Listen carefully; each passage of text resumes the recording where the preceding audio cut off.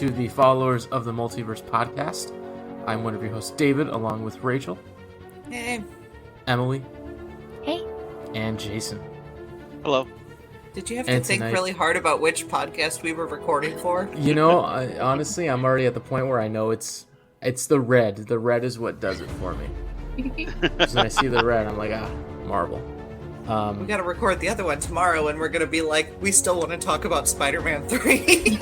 Hopefully we just get all out of our system tonight. Yeah. So, guys, if you couldn't tell, I'm talking about Spider-Man 3 tonight. Yeah. Which I have a lot of questions, but I don't know if I'm allowed to swear on this podcast. As you should have a lot of questions, because... Okay. These are my feelings, just quick, right off the top. There's a lot in here that could work. Yeah. Sandman, great. Love it. Villain. Great story, great motivations. Mm-hmm. Tommy Church, great. Just great. Overall, great. Bryce Dallas Howard as Gwen Stacy, great. Bryce Dallas Howard is fantastic at everything. Just so you know. That rules. Very true. Even the stuff with Harry, it works to an extent, but I think something like that either deserves its own movie and not just kind of shoehorned in there, because that's kind of a slow build from the first movie to this one. So I don't know why you just have him sort of play third tier to everyone else. And then we've got Topher Grace in that iteration of Venom, which compared to what we have now, I mean, it's kind of night and day. It's a lot. Like while I will say I'm not a fan of the jokiness of the Tom Hardy Venom, like of it not necessarily being as serious as I would like. The Topher Grace one isn't better. It's worse. Well, I never really read Venom in the comics, so I don't know if he's supposed to be funny or not. Me neither. From Spider-Man 3, I'm saying he's not supposed to be, but then maybe in the Venom movies he is. I don't know. It just doesn't land for me, and I don't know exactly why. But that's a whole other episode. Well, that is another. I was gonna compare it to when after Guardians of the Galaxy came out. I feel like Marvel kind of changed the way that they wrote a lot of their movies. I don't know if Venom is Marvel or Sony. I don't know. But well, Venom right now is a Sony property. Okay. Well, maybe they still took inspiration because it seemed ever since Guardians of the Galaxy, like they try to work in more humor, more lightheartedness. Yeah. Which, let me tell you, if Spider-Man 3 does anything, it's great for memes and great for laughs. Just so you know, do you know how many times I've been sent the dancing Spider-Man meme? And now you know. Iconic. And everybody has sent that to me when they heard what we were watching, and I'm like, if I get this meme one more time. It's so iconic, they make fun of it Into the Spider-Verse. Yes. Yeah, I love that part. It's really like when you ask anyone about this movie, like what the first thing they think of, it's that. Yeah. That's okay. I told somebody I watched Spider-Man 3, and their response was on purpose. Yes. For this They're show, like, yes. Did you lose a bet? Well, you're actually a great person to watch all of this stuff is because I think between me and Emily and David, we probably have seen pretty much everything, and you haven't. So it's kind of nice to watch some of our beliefs be reinforced when you watch it, and then actually have you ask questions that we've just been maybe like glossed over for the last 14 years or whatever. Well, and that's a good point because I think that most of the people listening probably only saw this movie once. I don't think I saw it since I've seen pieces of it because I've been trying to show live action Spider-Man fights to my nephew. So and he likes Venom, but we're not ready to unleash the Tom Hardy Venom on him. Right. So this is kind of a little bit more kid friendly, the Topher Grace. I will say my big takeaway. This is sort of my journey now with Spider-Man 3. When we sat down to do all these, I ended up liking Spider-Man 1 a lot better than I remember liking it. Like I still like 2 is still my favorite, but I remember I now really like Spider-Man 1 a lot more than I did. So going into the other night when we were going to watch Spider-Man 3, I was like, you know what? I bet Spider-Man 3 is better than I remember. I bet it's just, it's like because I kind of didn't feel very good about Spider-Man 1. And you know what? I was wrong. It is much worse than I remember. And I kind of went in with like high expectations too. I'm like, this is going to be better than I remember, and it wasn't. No, it was not. Yeah. And it is such a come down after 2, especially because we just watched 2, like a week and a half ago, maybe. Yeah, less than that. Yeah. And so to see them like butt right up against each other, you're just kind of like, what happened, you guys? That's what you call studio interference. It's like I let you guys alone. It's like you guys all are aware of this. It's like when you have a puppy and you go outside for like 10 minutes and you come back and it's just wrecked the entire room and you're like, what are we doing here? What is this? And it's a bit the way Spider-Man 3 is. It's what happens when one of us is late to happy hour and we come in at the wrong moment and we're like, I was just leaving. Yeah, basically. Like there's no. There was a plot there. There was somewhere in that movie. I feel like there was a plot, but I don't know if I could identify it. Yeah, they tried to make it make sense. My personal feeling is, and I've read stuff that kind of backs this up a little bit, Raimi didn't like Venom. So anything in the movie that remotely has anything to do with Venom, I don't think he cared about. Or he just was trying to make work. Because the Sandman storyline is great. If it had just focused on Sandman, it would have been a much better movie. But you have this Venom thing kind of shoehorned in, and then this other thing with Harry that you kind of even forget about. Yeah. Because he's like, I mean, the journey of Harry in this movie, I kind of went through it after we watched it. Like, okay, hates Peter, has amnesia, loves him, wakes up, hates Peter again. They fight. Peter blows half his face off, and then he dies saving Peter. Right. And this rewatch. It all happens in like an hour and a half.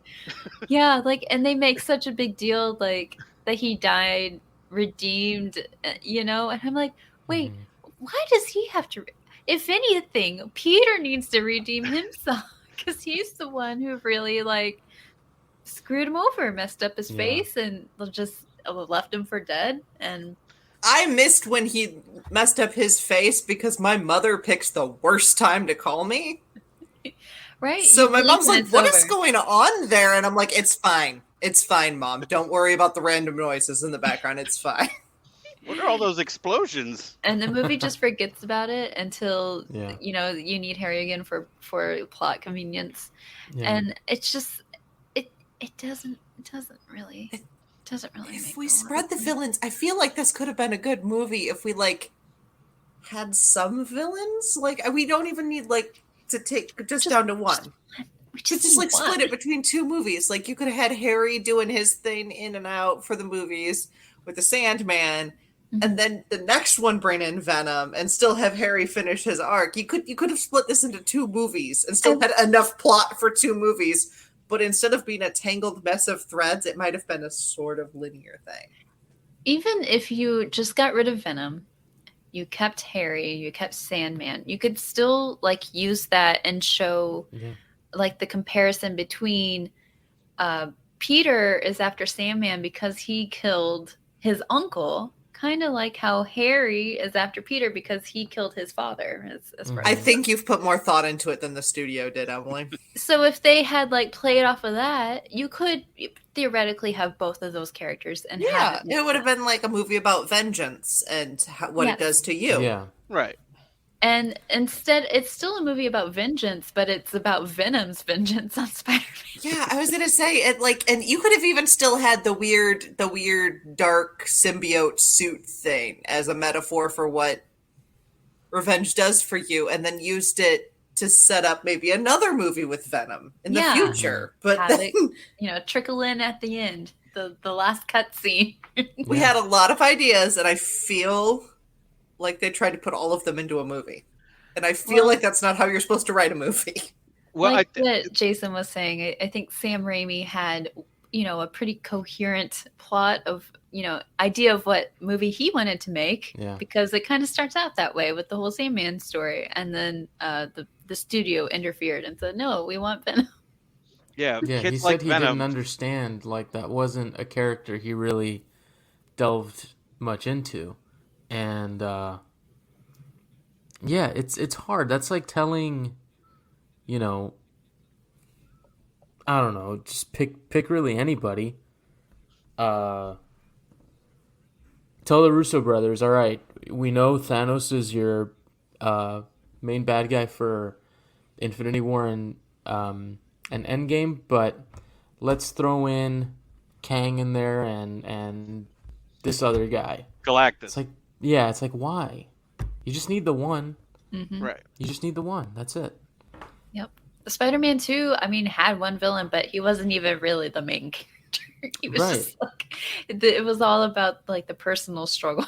Yeah. And that's what made it such a good movie. And this one just has so many. And again, this is why I have a lot of faith in Marvel when it comes to handling multiple characters, because they've shown they can do it. Right. They can handle, a big team-up movie. Granted, you're not dealing with as many villains, but when the villains are mainly villains that have already been established and are just coming in from prior movies or iterations of villains from prior movies, it's much easier to do when, honestly, maybe one or two are going to have a lot of screen time than the other three. Yeah. That's what, watching this movie right before we watched the trailer for No Way Home, I'd seen people saying that they worried that it was going to be Spider-Man 3 with too many villains. But I'm like, no, that trailer had more plot than this entire movie. Well, so. I think the problem with this movie is Venom. I think like Emily said, this movie could have worked with Sandman and with Harry, although they really should have changed. They should have either just made him the Hobgoblin or a different villain, but he's literally what Peter calls him, like Goblin Jr. It's just kind of weird. I didn't really like the Sandman as a villain, though. Thought it was kind of weird. That's the other thing, too, as I was going to bring up, is that, and we talked about it on the Discord when we were watching it, it was like, we have this being from outer space that everybody's kind of cool with. They're like, okay, yeah. And I guess that's the other thing too. Like, in the first two Spider-Man movies, the science, and I use the air quotes for science, was a little bit more grounded, and they tried to ground the Sandman's origin a little bit, although it's way out there compared to the Green Goblin and Dr. Ock. But then we just get like a meteorite falls out of the sky. This weird gooey black thing attaches to Peter's license plate. No one comes looking for the meteorite. No one is, there's no story behind it. Nobody cares. Dr. Connors has got this thing in his office. Yeah. And does he even ask Peter where he got it? Yeah, I think it's more rhetorical. Yeah. And my biggest issue is that when Peter's affected by it, he does all these like really terrible things. Yeah, I forgot he see him explain it to people afterwards. We never see him go to Harry and MJ saying like, I'm sorry this black thing took over my life. It's an alien. Yeah. Right. We never see that explanation. We just see them forgive him, I guess. And like plot wise, story wise, that just does not work at all with me. Like, he physically assaulted MJ. Like, yeah. And as far as she knows, that was actually him. And as far as we, the audience, know, it was kind of actually him too, because we don't really know how much it affected him. You know, with Doc Ock, we kind of knew that the arms were controlling the whole thing. him. Yeah. Right. But with Peter, we don't know if it's just like playing up his aggression. Like if he was the one who made that choice, I don't know. It's a blurry line. Again, it's the problem. The problem is, like, there's no character for Venom. Like, there's no, like, I mean, you kind of get, he kind of develops one once he takes over Topher, but even Topher is, like, in the movie so little that you don't feel for him. You don't know anything about him. I mean, he wants Peter dead because he made him lose because he got him fired. Right? Like that for something that he did that was wrong too. Right. Like, we have no sympathy for that character because he did fake the picture. He goes into church and prays to God for him to kill Peter, and you're like, okay. Wait. Does this mean God controls the alien symbiote? I don't know. All I'm that's saying a is that plot twist. This movie makes characters do such extreme things, like what you guys just said with Eddie. Okay, you got fired. You know, whatever, you were proven to be a liar because you actually were, and now you want the guy dead. That seems to be like extreme. It's a little extreme. You know? Yeah. And Peter, you know, I don't know. What my favorite thing, I didn't know the physical manifestation of turning a little, like, bad is just going. Yeah. It's like, dude. It's just bangs. It was at the height of the everybody who's going through something and cuts bangs. I mean, he has eyeliner too. He does. And then Emily's busy telling me that he's cuter that way, but he's not actually cuter that way. You guys asked. It's true. Not like I'm over there pining for emo Peter.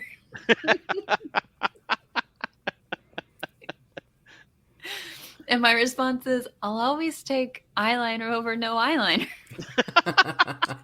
I mean, Captain Jack Sparrow. Captain Jack Sparrow. So is a Will Turner kind of girl. No, I'm just over here like, okay, y'all can have emo Peter. I'm going to go hang out with Gwen Stacy and Mary Jane. Yeah, even Mary Jane was kind of every character except for maybe for Aunt May was just all over the place in this movie.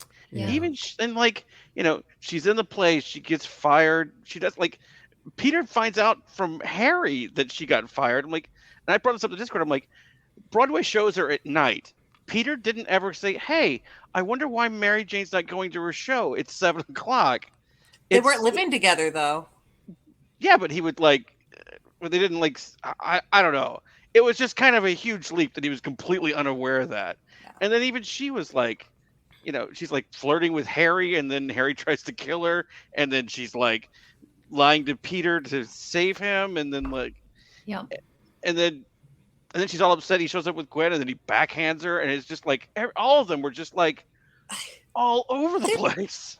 I felt like there could have been a really cool plot if she honestly went to Harry because Peter was treating her badly, and, like, let Harry, like, be I don't know. Look, I am not advocating for making this movie longer, but maybe if they had made it into, like, Spider-Man 3 and then Spider-Man 3.5 and just sort of fleshed out some of these things that they just whiplashed back and forth through.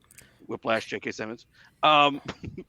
That it could have been a little bit better, but it just, there's just so much stuff crammed in this movie, and they spend so little time with any of it, except for maybe the Sandman stuff. The Sandman stuff I thought worked, but even he disappears. He disappears, and then he comes back like an hour later, and you're like, oh yeah. The Sandman as a villain was just weird to me, and I don't know if it's because it was like a new concept that I saw as an adult and not as a child, but I'm like, okay, he's made of sand. Cool.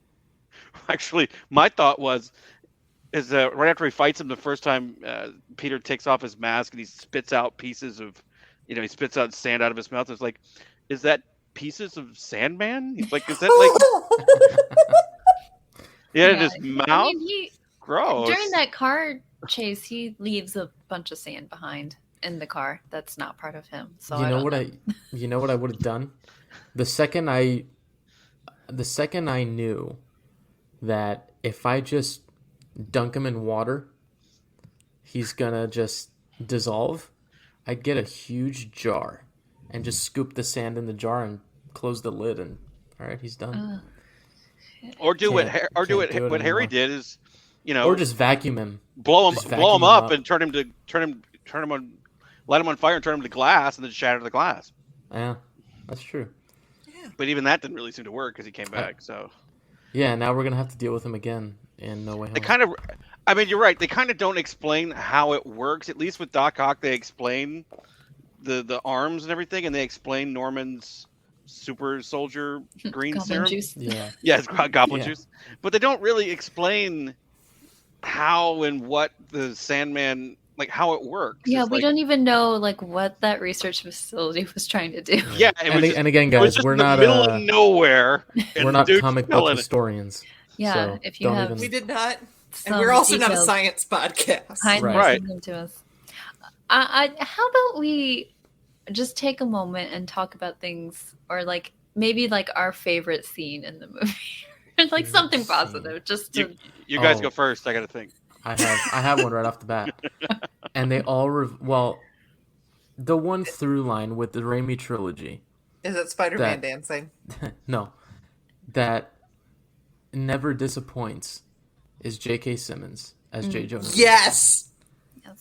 The scene with the pills when Betty keeps on buzzing in, not that one, and then he just goes, and then he's and she's like, remember to drink water. Just like loses it. It's so funny. And then the subtle when he just goes, alive. Thank you. Yep. It's just so great. I think my favorite line is, that's not the position I hired you for. Oh yeah. Which I did not get as a child, but man, rewatching it as an adult, it got me. Me and Rachel both at the same time just like shrieked. So funny. Yeah, and then Peter calling Betty hot legs. It's like, where are we? Yeah. Where are we? Are we in, 2007 or are we in 1946? Like, yes. Got great games, doll. Exactly. It's like, what the hell? I'm trying to think. Honestly, okay. I liked the beginning fight between Harry and Harry. Yeah, I thought that was pretty good. I thought that was a good way to sort of get stuff going early. And then it gets amnesia. Yeah, amnesia. I mean, that's like there's good stuff that happens, and then like it's followed by something that kind of just really undercuts it, and you're just kind of like, yeah. I will say honestly, I think the one scene that I liked, I think it only because it was like the most honest, and it was one of the few times Peter was put in his place, and there was no getting out of it. It's when he's trying to propose to MJ, and she brings up that the kiss that he gave Gwen, and she's like, "That's our kiss," and he just has. It was just such an honest moment from her, and really about like how she felt, and Tobey Maguire was great because he had no excuse. I mean, he just kind of just was like, you just tell it's like, oh yeah, I messed up. Oof, that was, you know what I mean? So I just liked the honesty of just that little moment between the two of them. Actually, Kirsten Dunst was really good in that scene. Yeah, she can definitely act. 100%. Yeah, I think she probably gave the best. Of all of them, no, Tobey Maguire is still pretty good, but I think she probably is the most consistent. I think. Yeah, I never thought that anyone was bad in any of the movies. I just think the stuff that they that's fair. That's fair. It's like the Star Wars prequels. There was some in a way, yeah. although at least the prequels, while you may not have liked some things, for the most part, everything made sense, and you understood why things were happening. I will say, though, in Spider-Man 3, I thought the way that Franco did that scene in the bakery with Peter, where he's just telling him, like, Yeah. that he's back with MJ and all this stuff, I thought that was, like, really well done. Like, he was menacing in a in just a really, like, just So snake kind of way. So I don't know. thinking on that, it's like I kind of would have preferred that Harry, the sort of behind the scenes kind of manipulator the whole time, as opposed to the crazy Goblin Junior. Like he was. It would have been cool to like watch him just play more mind games with MJ. Like maybe not necessarily threaten her the way she did to get her to do what she does, but maybe just find a way to sort of manipulate her into doing it. But again, that's if you were gonna. But that's if you have the time in the movie to do that, and it has so much going on that it can't. It feels like it can't devote enough time to anything to really make it worthwhile. So, I mean, there are a lot of good ideas, and there's a lot of good scenes that, like I said, get undercut later in the movie because we don't have time to flesh them out to their sort of natural conclusion. Yeah. I thought everything for favorite stuff, I thought everything with Harry was pretty good, and I would have watched more of that because it was a continuation of the previous ones instead of just like a, hey, let's pull in a new villain because you know why? Because we can with CGI. And I would have liked more time with Gwen Stacy, and that's not just because I love Bryce Dallas Howard. I felt like there was a real, because Peter and Mary Jane were like, came out of high school together and were sweethearts with that. I felt like that was natural tension, getting older and having a... Yeah, why not make that a real triangle between the three of them instead of just they're out to dinner and Gwen just happens to be there and she gets all mad. And it's like make it a real but again, you have to have time to do that, and this movie didn't have time to do that. Yeah. I think my favorite scene, we were talking first I was making fun of it, and then I'm like, wait, well actually this is my favorite scene. It's when Sandman becomes Sandman and you see him like taking form for the first time and he keeps building up and then the sand keeps falling. And the music during that scene is just like beautiful, and he almost like gives up, and then he sees the locket, and then you see him like reach for it, and then he can't reach for it, and then like over time he finally gets the drive to like solidify. And like that scene, there are no words, and if you took that scene out of the movie, I think it would stand really well just on its own. It's just a really powerful little scene. And that it makes me like Sandman a lot. I think he is my favorite of the villains. But the flip side of this, you don't get that moment with Venom. Exactly. You don't get that with him. There is never a point in the movie where you see Venom's point of view. You never see Eddie's point of view or sympathize with Eddie, and you never sympathize with Venom. Is the symbiote, does it feel betrayed by Peter for taking him off? We don't get that. We don't know. We really don't know how it works. We know how it works Eddie's, outside of it. Things is that he blames Peter for Gwen breaking up with him, but we don't even see the breakup.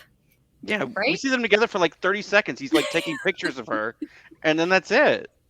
I'm just And really, I mean, with Sandman, like with his villain origin story, the real villain is not Sandman. The real villain is the American healthcare system. Yes. That's the real villain of Breaking Bad. They do give him a little girl, like having a cane and everything. It felt, I know Sick Kid would be like a good motivator. It just felt icky for me to be like, oh, he has a disabled little girl. That's why he has to turn to a life of crime. It felt wrong to me, but that could just be my perspective with my friends being disability advocates. So I understand that perspective. Yeah. I don't quite. But really, the real villain is the share American it healthcare as system. much because, like, it's Always. not like they made a disabled person a villain because of Yeah. the way they are. Right. No, Right. trust me, the movies That do comes that later.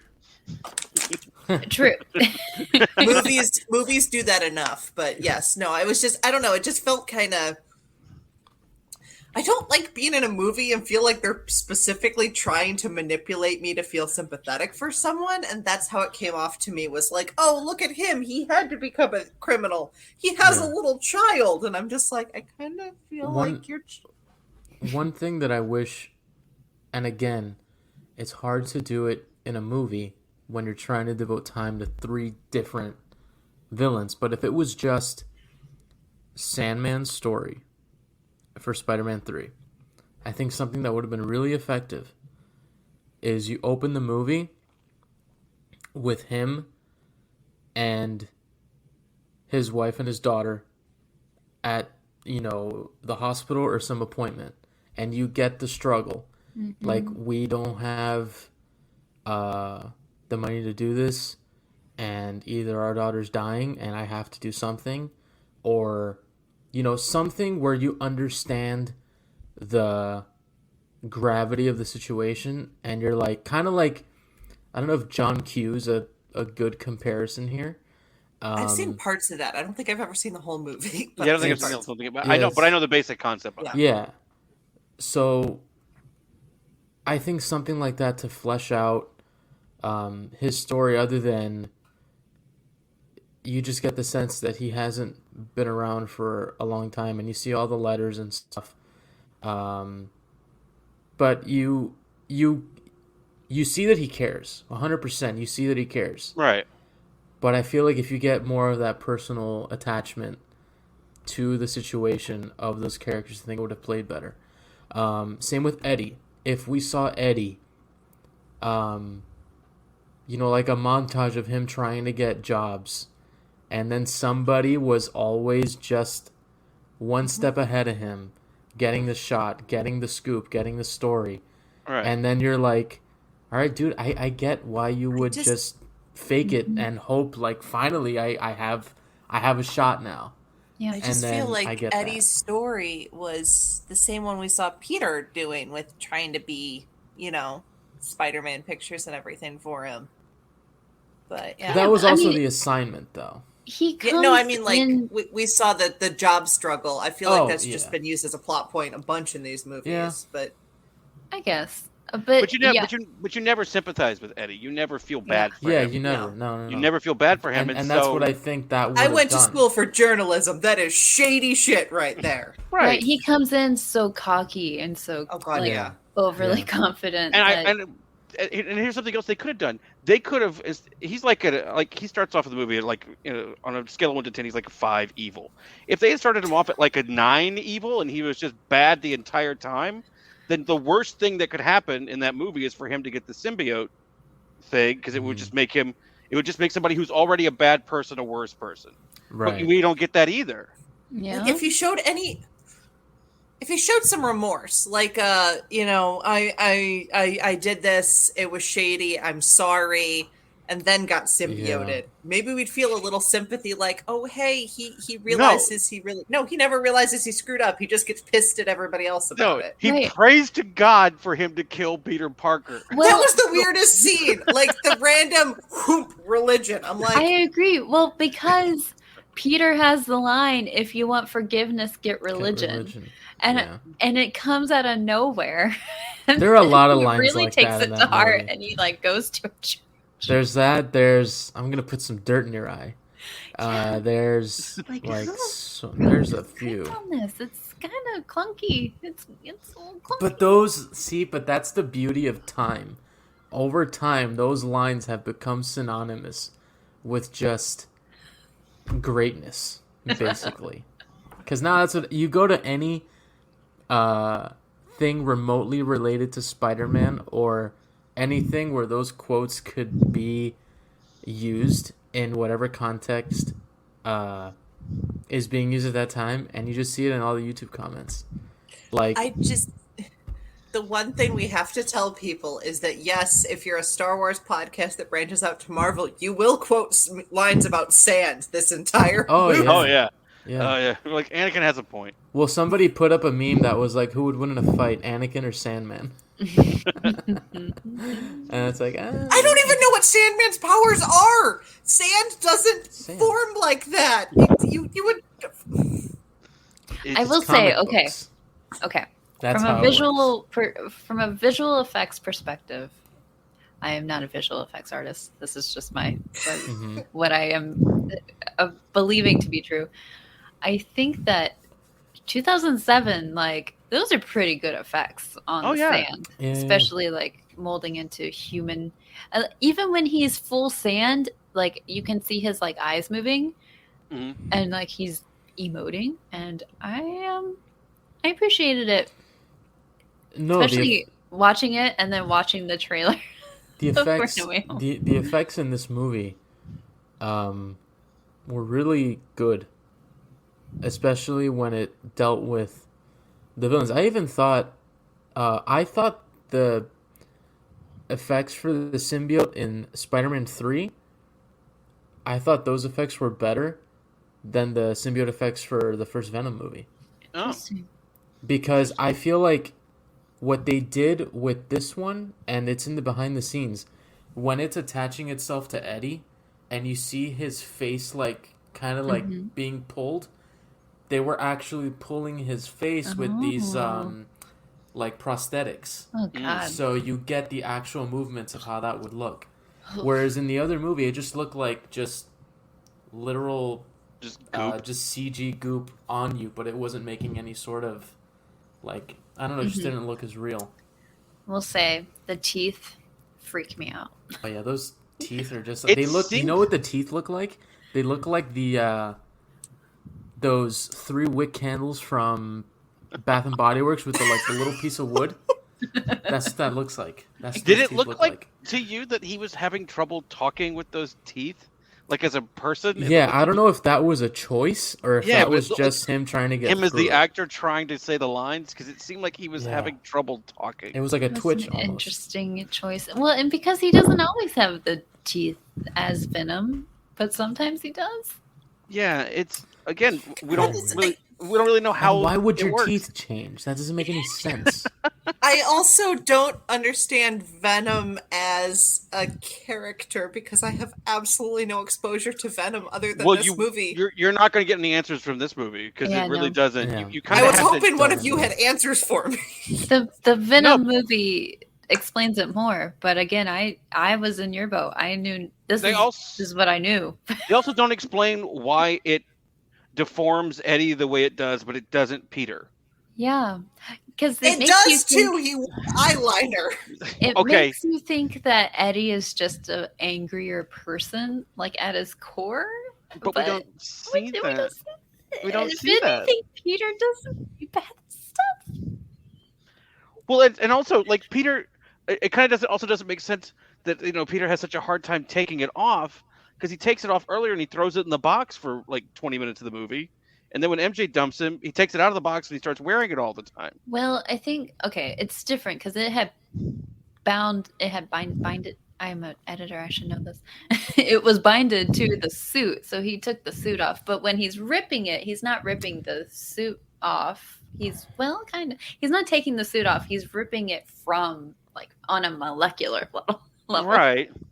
Because we also had the question, is Peter naked up in that bell tower now? It does make you think that, yeah. So that doesn't make sense. It should be his normal spider suit under whenever he takes it off. Here's an interesting thing. Because I wanted to, again, when we discuss these kinds of things that I'm sure have been talked about in the comics ad nauseum, I want to see if I get it right. And so I Googled, what is the symbiote's relationship with Peter Parker? And it says, although the alien symbiote regularly claims he wants to, quote, eat your brain, Venom's interest in Spider-Man goes beyond seeing him as a food source. The Venom symbiote actually has a twisted love-hate relationship with Peter Parker, seeing him as an ideal host, but resenting him for abandoning it. So it's almost like he he's going for something that, or the symbiote itself is going for something that is already at, it's going for an ideal host, which would be Peter. He's got the powers, he's got everything.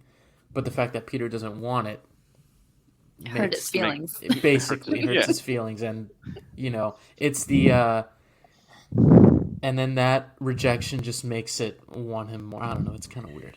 My only exposure to Venom, honestly, was the 90s cartoon. There was a couple of episodes of the 90s cartoon. And in that, when he had the black suit on, he had it on all the time. And that's why he had to rip it off, because instead of like having his Spider-Man suit under his clothes, he would just it would just morph, into it, which I thought was interesting, which they didn't do in the movie. By the way, what you just said just now, they don't do in the movie. No. So we don't know. You just think it's just Venom, this thing that's going to attach to anybody. Venom has no personality. And I guess that's the other part of it being a bad villain. It has no personality. That's what the Venom movie does well. Yes. It gives it's a different it's a different entity altogether. But then when I think in the Venom movie also, he's like a runt on his planet. So on this planet he's like super powerful, but on his planet with all the other symbiotes, he's like bottom of the barrel, like bottom of the food chain. Yeah. Just why I think I only know it because I only seen the trailer, but there's a part of the trailer for the new one where he sees Venom's all ready to fight, and he sees he sees Carnage, and he goes, "That's a red one. Forget this. We're out of here." Yeah, like if you like that iteration, which again, it could be comic accurate. I haven't read Venom in the comics, but for me, it just doesn't. I can't see that character as being sort of jokey. But if that's what you're used to, I'm sure those movies freaking hit for you. Like, yeah. I've heard some people say like that Let There Be Carnage was amazing, like a really great sequel, and it makes me interested to watch 45 seconds of it with no sound, and it looked kind of cool. Yeah, I'm sure it's freaking. It was the other movie at the drive-in, so I saw it on my way to get popcorn. But yeah, I mean, I don't know. Again, the way they handle some stuff in this movie, and I don't lay this at Sam Raimi's feet at all. That's Sony wanting him to put Venom in it. You take Venom out and you let Sam Raimi do the story that he wants to do. I think Spider-Man 3 could have been even better than Spider-Man 2. I think the movies could have progressively gotten better.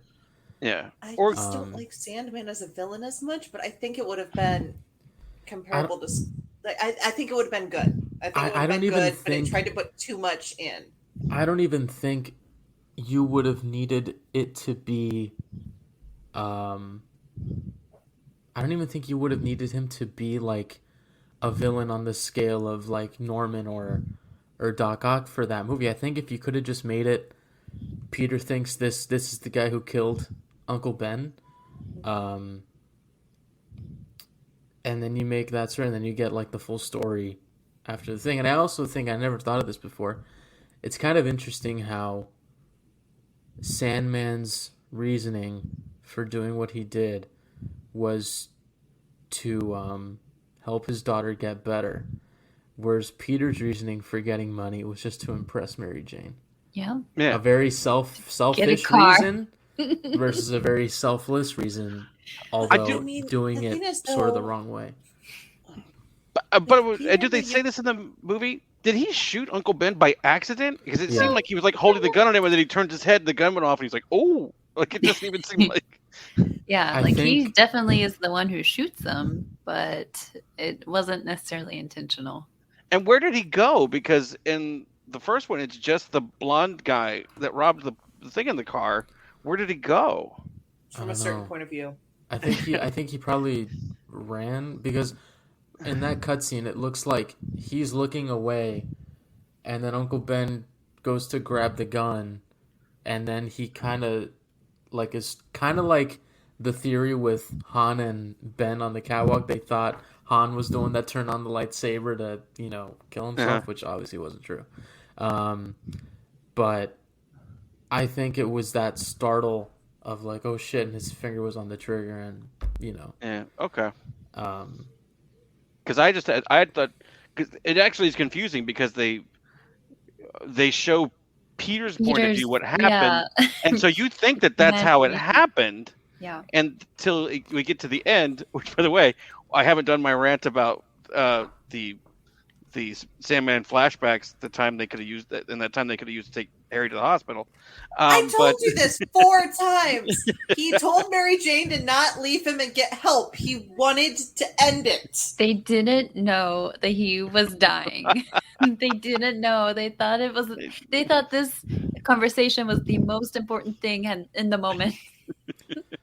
I think it's funny how Peter sees his friend laying motionless on the ground after just whacking his head on a friggin' pipe, and he's just standing over and going, Harry. Harry? And he says it again. And it's like, I really thought they were going to kill Harry really early in the movie. I really honestly, did. at this point, they just should have. I really like the amnesia Harry, though. I enjoy it. He's so charming. That's such a good point, though. He was so much more attractive than Peter Parker. It wasn't even funny. Imagine if the three of them, Peter, MJ, and Harry, could have had scenes together with Harry and MJ, knowing that he's Spider-Man. Mm-hmm. Mm-hmm. Yeah. And not always having, like, and I understand, the reasoning behind it, because you wanted to have the story progress with Harry and whatnot, but I think that would have been a cool way to do that. Because the chemistry between, like in that scene with MJ and Harry in the kitchen, you could tell. Yeah. Chemistry there was great. Oh, God. MJ could have done so much better than Peter Parker. Yeah, but, the way it ends. About it doesn't fictional characters that are actually really crappy boyfriends. It doesn't really necessarily end with them together. Like that was probably the does, but not biggest really. shock of the movie. I was like, wait, this is it? That's the last scene? That was me too. Because there was supposed to be a Spider-Man 4. There's no resolution, and so much. They we really never find looked out at this and thought they'd get a sequel. They were like, because like the first two movies end with like this triumphant music, and Spider-Man's like swinging through the city, and he's like, and then this one's just like, he just shows up where she works, and they dance, and it's just kind of like. It's like M. What a way to send them running out of the theater, Sam. It's like M. Night's version of The Last Airbender. The funniest thing is when it comes on, it says like book 1. Yeah. Like they thought there would be more. Yeah, there was just that's probably why George was like, we're not going to put episode 4 at the beginning of this until we know we're getting a sequel. Yeah. But that's the thing, though. Like, Spider-Man 4, the reason Spider-Man 4 didn't happen wasn't because of Spider-Man 3. It was all contractual. They had to make the movie in a certain amount of time. They had a script ready. They had the story. They had storyboards. Yeah, it was supposed to be John Malkovich as the Vulture, and I think great, more villains Black Cat. To learn. You'll get to know him soon. Yeah. But that was gonna be. Was it Black Cat? I don't know. I know it was for sure the Vulture. Yeah, Vulture for sure. I remember. I think I remember there was a casting announcement that it was going to be Malkovich, and then the movie just kind of never happened. Because I think they didn't meet. They couldn't get everything in order, and then the Amazing Spider-Man. I think they still had to make a Spider-Man movie. And then that's when every 5.5 years. Yeah, I think that's like their contract. Yeah, there's a similar contract. Well, it doesn't matter now because Fox owns Disney, but there's a similar contract with the Disney Fantastic Four. Yeah, Disney owns Fox. Yeah, but they used to have to. But that's why Roger Corman made like this awful Fantastic Four movie in like the early '90s because he had the rights and he was going to lose them, so he just made a terrible movie that never got released, but he made one. You know what I will say? I rewatched the early mid-2000s Fantastic Four movies recently. Oh, the Chris Evans ones? They're not that bad. Oh.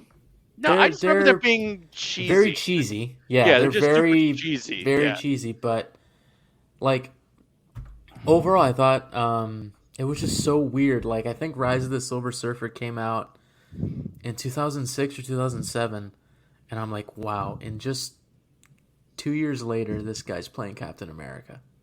Yeah, it took me a long time to realize it was the same person. So Chris Evans, weird. actually, I always liked the way they did the Thing in that. Oh yeah, I kind of liked. I liked it better. I mean, Michael Chiklis as Ben. But just Grimm, it's a a guy really in a suit, and he's just it's a guy in a suit. Great. Yeah, it looked great. So, Rachel, you'll see these movies at some point too. Yeah, I do not want more homework. I've never seen seen something. Silver Surfer. I watched a Marvel movie without y'all. Aren't you proud or something? Shang-Chi. Very, very proud of you. I've watched Shang-Chi like 3 times in the last 2 days. Oh, it's so good. I love that movie. I want, just so you know, if anybody's Christmas shopping for me, they make stuffed Morrises, and I have a powerful need. Do they make them? All right, so let's do this. Let's rank our Tobys. Let's rank the Toby movies and see. We can either give them a numeric number, or we can just rank them one to. You can either give it like either grade it from like a 1 to 5, or do we just like. I think we all know the ranking of them, but I'll go first, and then just to sort of explain what I'm thinking. Okay, so scale of 1 to 10.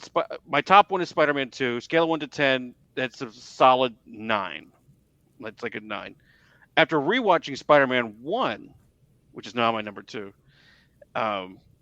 it's probably around a 7.5 and 8. It actually jumped up probably a few spots, and then Spider-Man 3 is a 4. Like it's not terrible, but there's much worse movies to come. But y'all are really selling this whole series. But there are some redeeming things in it, but not enough to recommend it. So that would be mine. Okay. Mine is Spider-Man 2 at number 1. I'm going at a 9.5. I love the movie. I like the struggle with trying to balance being Peter and Spider-Man. Alfred Molina. Fantastic. Spider-Man 1, a 9. For me, they're like right there.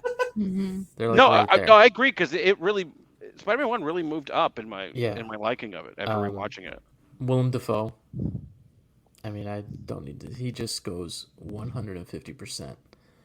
He for chews that more role. Scenery than Ian McDermott It's does, so and that's good. saying something. It's so good.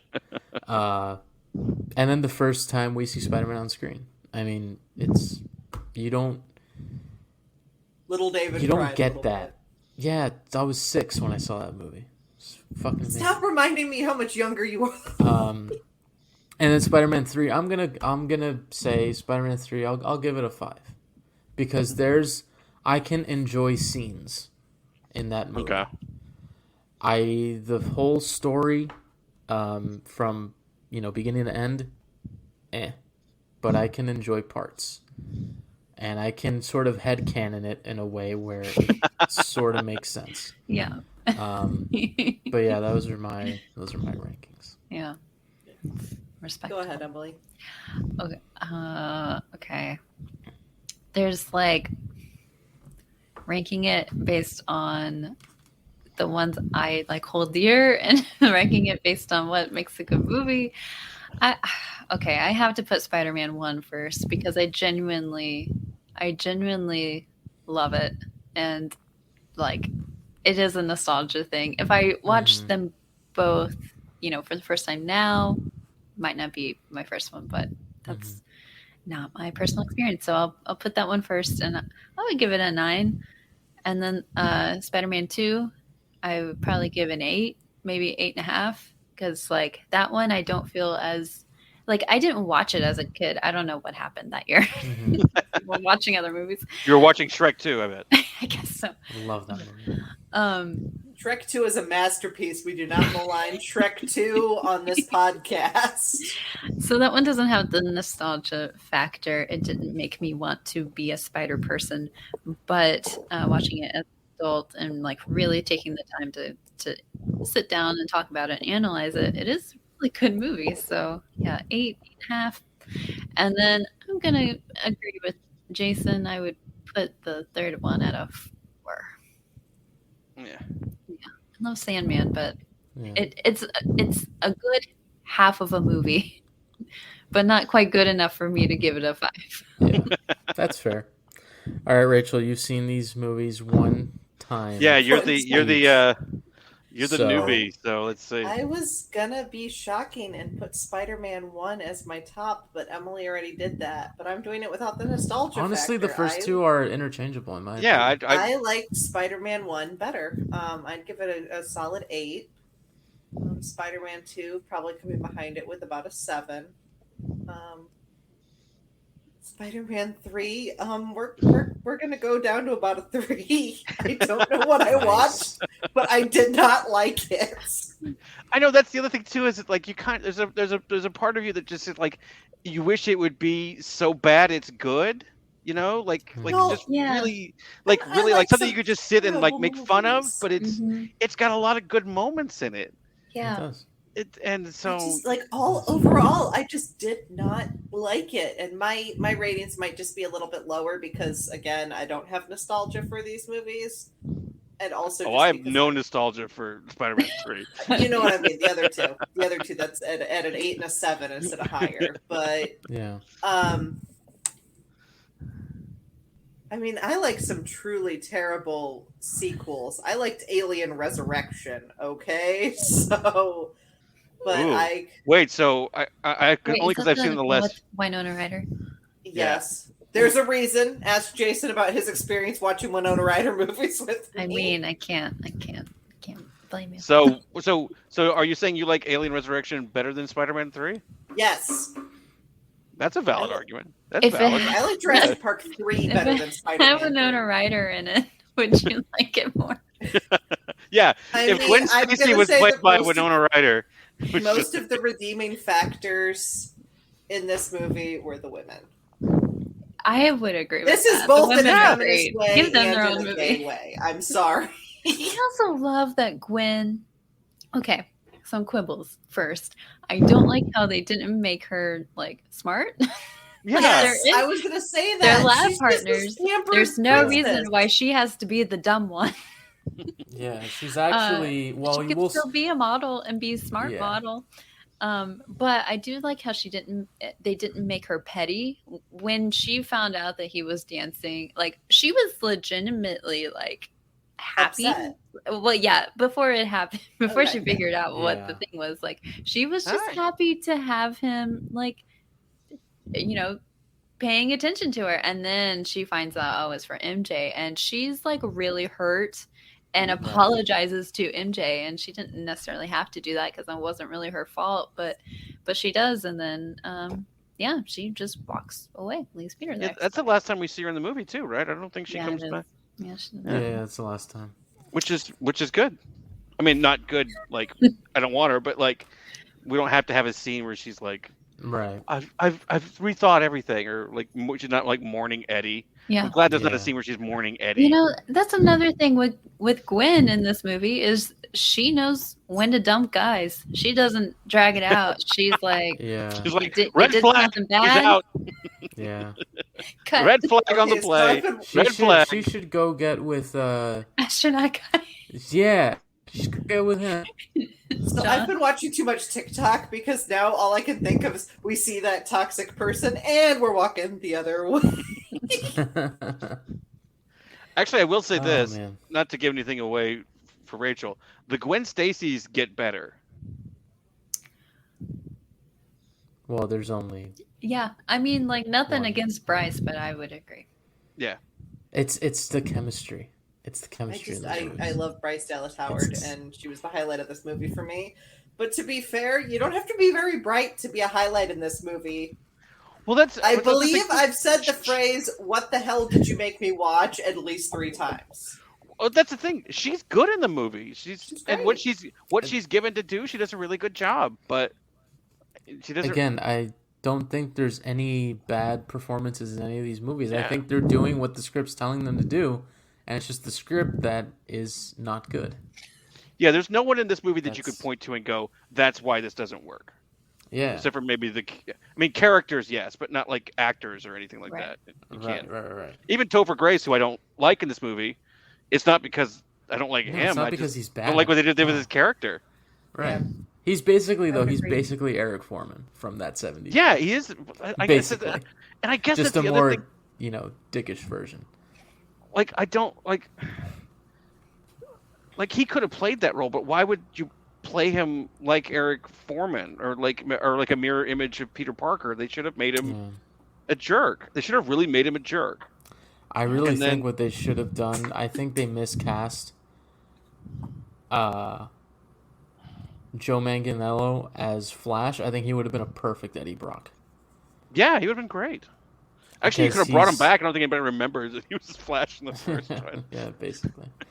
But I don't Although know. I noticed this, and it was another video, but Flash is at Harry's funeral at the end.